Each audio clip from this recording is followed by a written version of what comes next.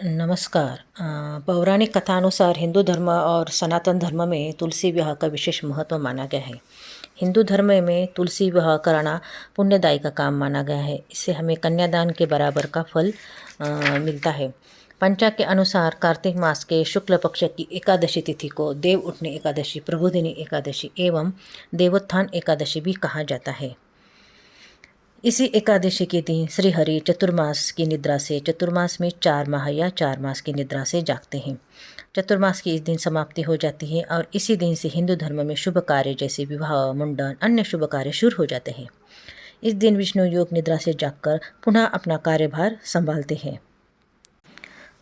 तुलसी 2 प्रकार की होती है, राम तुलस और कृष्ण तुलस। और याद रखिए, एकादशी के दिन तुलसी का पत्ता नहीं तोड़ना चाहिए। कार्तिक मास के शुक्ल द्वादशी से तुलसी विवाह शुरू हो जाते हैं। द्वादशी से लेकर आप कार्तिक पूर्णिमा तक तुलसी विवाह कर सकते हैं।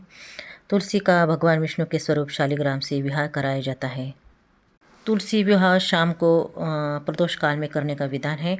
2 चौकी लीजिए, 2 चौकी पे आसन बिछा दीजिए और एक चौकी पे तुलसी माता को रखिए और दूसरे चौकी पे आप शालिग्राम जो रखिए। शालिग्राम नहीं होगे तो बालकृष्ण भी आप रख सकते हैं।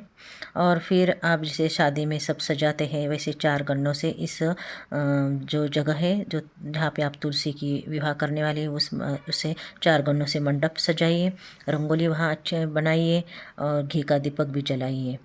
अच्छा, तुलसी विवाह शुरू होने के पहले आप गणेश जी की स्थापना करें, साथ में कलश की भी स्थापना करें। तुलसी विवाह के उसी स्थान पर गंगा जल छिड़किए और एक मंत्र का उच्चारण करिए।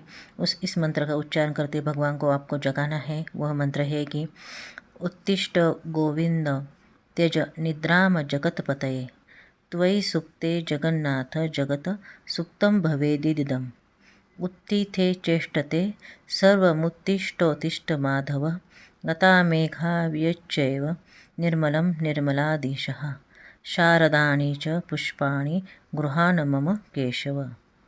इस तरह भगवान को जगाने के बाद आप शालिग्राम को पंचामृत स्नान करवा दीजिए, पीला वस्त्र पहनाइए और चंदन लगाइए। फिर भगवान शालिग्राम को धूप दीप वस्त्र माला फूल अर्पित करें। इसके बाद आपको तुलसी जी को दुल्हन की तरह सजाना है। 16 श्रृंगार करके लाल चुनरी उसके ऊपर चढ़ाई जाती है। फिर आप तुलसी जी को शालिग्राम की बाई ओर रखना है और तुलसी जी को रोली का टिका लगाना है, दोनों की पूजा करनी है। उसके बाद आप तुलसी और शालिग्राम जी पर दूध में भिगी हुई हल्दी लगानी है और तुलसी का ध्यान करना है। तो तुलसी ध्यान मंत्र और पूजन मंत्र ये है कि तुलसी श्रीर्महालक्ष्मीर्विद्या विद्या यशस्विनी, धर्म्या धर्मानना देवी, देवी देवमनः प्रिया, लभते सुतरां भक्तिमन्ते विष्णुपदं लभेत, तुलसी भूर्महालक्ष्मीः पद्मिनी श्रीहरप्रिया। चाहिए तो आप तुलसी माता का स्तुति मंत्र भी बोल सकते हैं। देवी त्वं निर्मिता पूर्वमर्चितासि मुनीश्वरहे, नमो नमस्ते तुलसी पापम हर हरि प्रिये। दूसरा भी एक तुलसी मंत्र है। महाप्रसाद जननी सर्व सौभाग्यवर्धिनी, आदि व्याधि हरा नित्यम तुलसी त्वं नमस्तुते। अगर तुलसी नामाष्टक आता है तो वो भी बोल सकते हैं। वृंदावनी विश्वपूजिता विश्वपावनी, पुष्पसारा नंदनीय तुलसी कृष्ण जीवनी, एत भामाष्टक चैव श्रोतं नामार्थं संयुक्तं, यह पठेत ताम च संपूजम सो अस्त्रमेघ फलम ललमिता। अगर आपको तुलसी चालीसा भी आती है तो वो भी आप बोल सकते हैं। इस प्रकार आप तुलसी की पूजा करिए। हिंदू धर्म के जो विवाह में समय जो बोला जाता है मंगलाष्टक, वो भी आप बोल सकते हैं। वो आपको नेट में मिल जाएगा। ये मंगलाष्टक बोलना है। विवाह के दौरान मंगल गीत अगर आपको आ रहे वो भी गाने हैं आपको। फिर मंगलाष्टक होने के बाद आप वरमालाएँ अर्पण करना है। फिर शालिग्राम जी को हाथ में लेकर तुलसी जी की 7 बार परिक्रमा करना है।